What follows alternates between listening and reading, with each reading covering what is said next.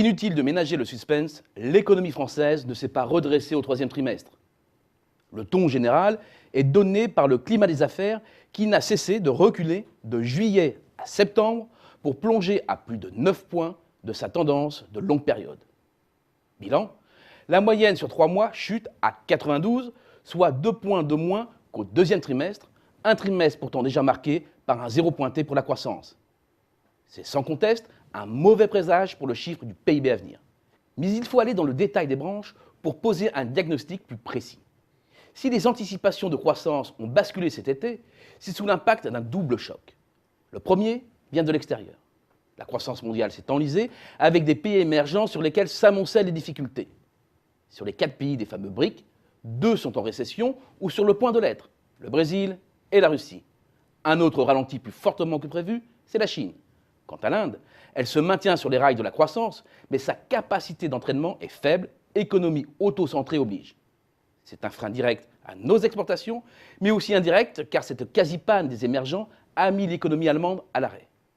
Conséquence, les perspectives de notre principal partenaire industriel se sont assombries.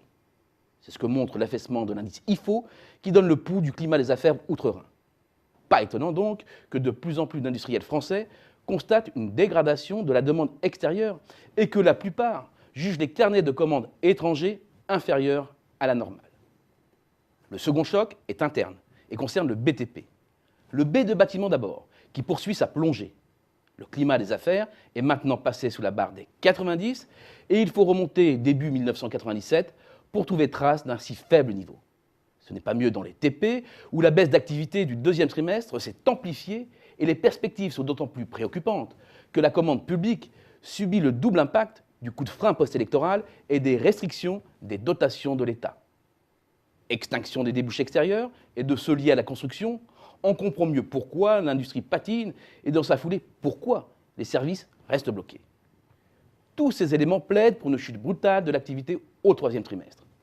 Manque cependant un ingrédient principal, la consommation des ménages. Selon les dernières données sur les achats de biens, elle résiste et ressort fin août avec un acquis de croissance de 0,5 points.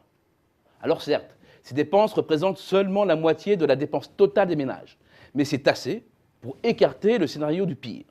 Les jugements définitifs sur une France qui décroche sont donc un peu rapides. Non, la France ne plonge pas, elle surnage. Ce n'est pas brillant, mais il faudra se contenter de ce lot de consolation.